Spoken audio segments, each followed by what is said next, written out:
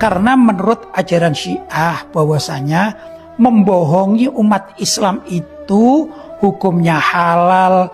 Bahkan dalam kitab-kitab Syiah sendiri dikatakan berbohong dalam bahasa lain at-taqiyah itu termasuk min din Syiah, termasuk bagian dari agama Syiah.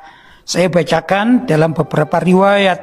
Ini Rawal Kulaini an Muhammad ibni Khallad qala sa'altu Abul Hasan alaihi salam anil qiyami lil wilayati faqala qala Abu Ja'far alaihi salam at-taqiyatu min dini wa dini abai wala imana liman la taqiyatalah, yang artinya ini dalam kitab Al-Kafi ya.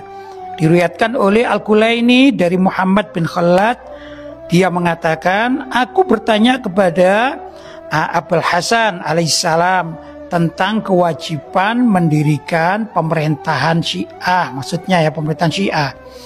Maka beliau mengatakan, qala Abu Ja'far alaihissalam, berkata Abu Ja'far salah satu imam mereka alaihissalam, menurut istilah mereka at-taqiyatu, bohong atau menyembunyikan kebenaran itu, min dini, termasuk dari agamaku, wadini abai, dan agama ayah-ayahku, la imana liman la taqiyatalah, maka tidak dikatakan beriman orang yang tidak bertakiyah atau berbohong. Ustadz ini telah membuang waktunya dengan sia-sia di luar negeri untuk memperdalam agama. Namun ternyata dia cetek dalam pengetahuan tentang keyakinan orang lain, yang mana keyakinan tersebut ada dalam kitab-kitab muslimin. Dia mengatakan bahwa taqiyah sama dengan berbohong. Sekarang pemirsa perhatikan dengan seksama di antara dalil ayat Al-Quran yang mensyariatkan taqiyah. Surat Ali Imran ayat 28. Allah berfirman, janganlah orang-orang mukmin mengambil orang kafir menjadi wali dengan meninggalkan orang-orang mukmin. Barang siapa berbuat demikian, niscaya lepaslah ia dari pertolongan Allah, kecuali karena siasat memelihara diri dari sesuatu yang ditakuti dari mereka. Tafsir ayat tersebut banyak dijelaskan oleh ulama Ahlus Sunnah wal Jamaah dalam kitab mereka. Dalam kitab tafsir At-Tabari, salah satu ulama Ahlus Sunnah, jilid 5 yang diterbitkan oleh Hijr, cetakan pertama tahun 2001, halaman 318. Dari Ibn Abbas dia berkata tentang ayat yang berbunyi, kecuali karena siasat memelihara diri dari sesuatu yang ditakuti dari mereka. Ibn Abbas berkata, taqiyah dengan lisan, barang siapa yang dipaksa untuk mengatakan suatu hal yang maksiat kepada Allah dan dia membicarakannya dikarenakan takut kepada manusia, sementara hatinya tetap dalam keimanan, maka yang demikian itu tidaklah menjadi mudarat. Kami tegaskan, tidaklah menjadi mudarat. Sesungguhnya taqiyah itu dengan lisan. Dan tidak kalah penting, tafsir ayat tersebut pun terdapat dalam kitab Sahih Al-Bukhari yang diterbitkan oleh Dari bin Katsir, cetakan pertama tahun 2002, halaman 1718. Al-Bukhari berkata, Allah berfirman, kecuali karena siasat memelihara diri dari sesuatu yang ditakuti dari mereka. Maksudnya adalah taqiyah. Sampai kalimat Al-Hasan berkata, taqiyah diperbolehkan sampai hari kiamat.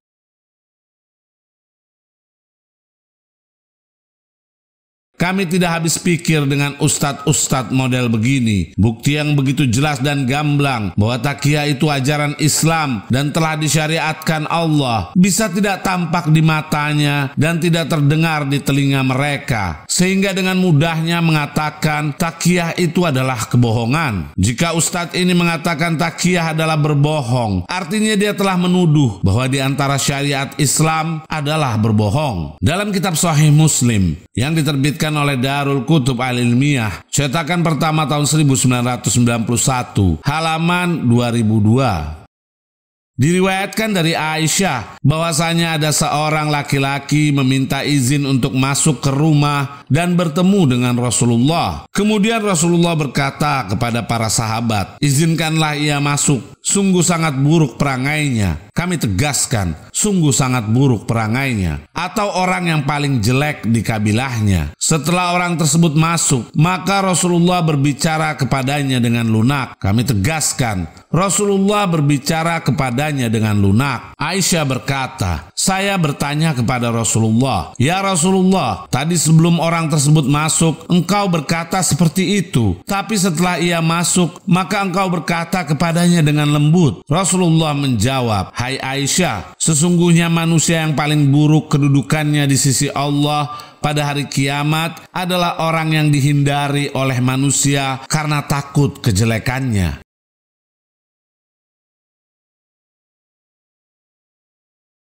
Dalam riwayat di atas sangat jelas sekali bahwa Rasulullah pun melakukan takiyah. Apakah berani Ustadz ini menuduh Rasulullah telah berbohong? Dalam kitab Al-Mabsut, karya As-Sarkhasi Al-Hanafi, jilid 24 yang diterbitkan oleh Darul Ma'rifah, halaman 46. Asy-Sarkhasi berkata, sesungguhnya Huzaifah adalah salah satu sahabat yang menggunakan takiyah. Kami tegaskan, salah satu sahabat yang menggunakan takiyah, yang mana telah diriwayatkan bahwa dia bersikap halus kepada seseorang yang dikatakan munafik. Namun Huzaifah berkata, tidak, akan tetapi aku membeli agamaku sebagiannya dengan sebagian lain, karena takut akan hilang seluruhnya. Kami tegaskan, karena takut akan hilang seluruhnya.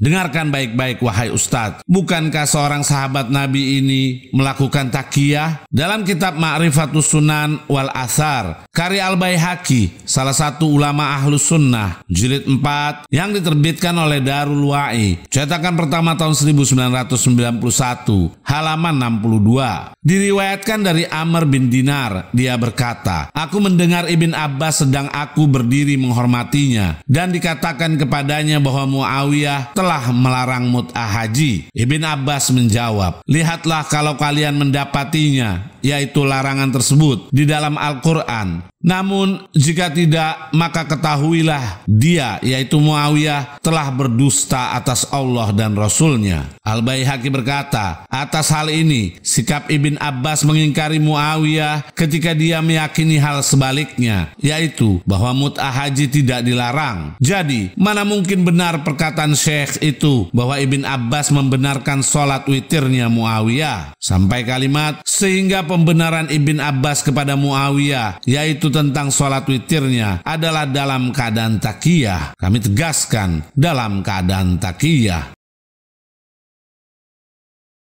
Dengarkan baik-baik wahai Ustaz, bukankah seorang sahabat besar Nabi, yaitu Ibn Abbas, melakukan takiyah? Dalam kitab At-Tarikh Al-Awsat, karya Imam Al-Bukhari, jilid 1 yang diterbitkan oleh Darus Sumai'i, cetakan pertama tahun 1998, halaman 228. Diriwayatkan dari Jabir bin Abdullah, salah seorang sahabat besar Nabi, yang berkata, suatu ketika Busur bin Artad datang ke kota Madinah di zaman kekhilafahan Muawiyah. Dia berkata, aku tidak akan membaiat seseorang yang berasal dari Bani Salamah. Sampai Jabir datang, aku pun mendatangi Ummu Salamah binti Abi Umayyah, istri Nabi. Beliau berkata, baiatlah, aku telah memerintahkan Abdullah bin Zam'ah, putra saudaraku, untuk membaiat dengan darah dan hartanya, dan aku mengetahui bahwa baiat tersebut adalah baiat yang sesat. Kami tegaskan bahwa baiat tersebut adalah baiat yang sesat.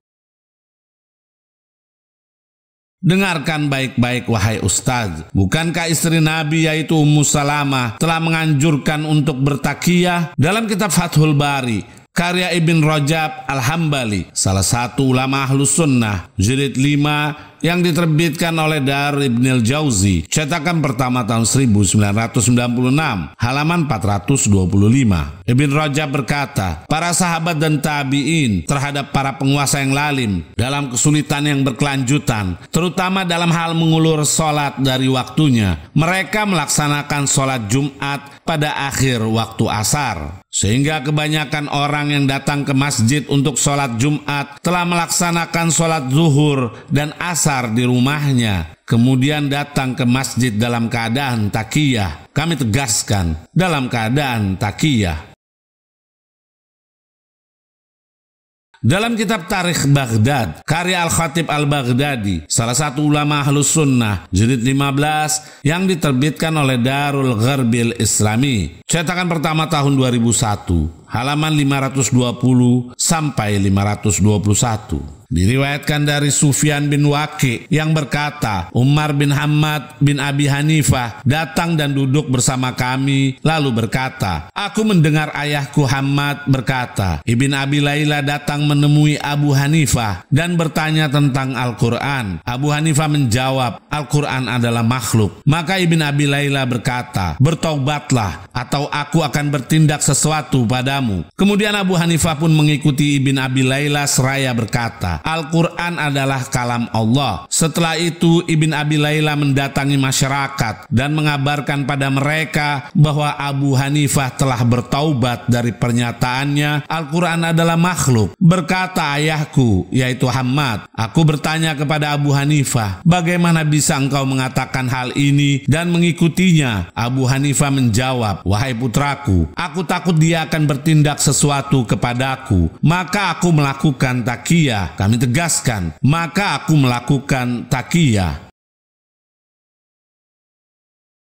Apakah Abu Hanifah telah berdusta atau bertaqiyah? Dan apakah praktek tersebut dilakukan Abu Hanifah kepada orang kafir? Dari semua bukti otentik ini menjelaskan bahwa Rasulullah dan para sahabatnya, juga tabi'in serta ulama pernah melakukan taqiyah, sehingga di dalam pemahaman Ustadz ini bahwa mereka semua telah melakukan kebohongan. Yang paling jelas, semua rujukan tersebut terdapat dalam kitab Ahlus Sunnah wal Jamaah. Karena itu, sebaiknya manfaatkan waktu Anda, wahai Ustadz, untuk mengkaji ulang kembali, karena belajar di luar negeri bukan jaminan seseorang itu luput dari kesalahan dan kebodohan. Benar apa yang dinyatakan oleh Amirul Mukminin Ali bin Abi Thalib, kebenaran tidak dapat diukur dengan kedudukan seseorang, tetapi kedudukan seseorang harus diukur dengan kebenaran.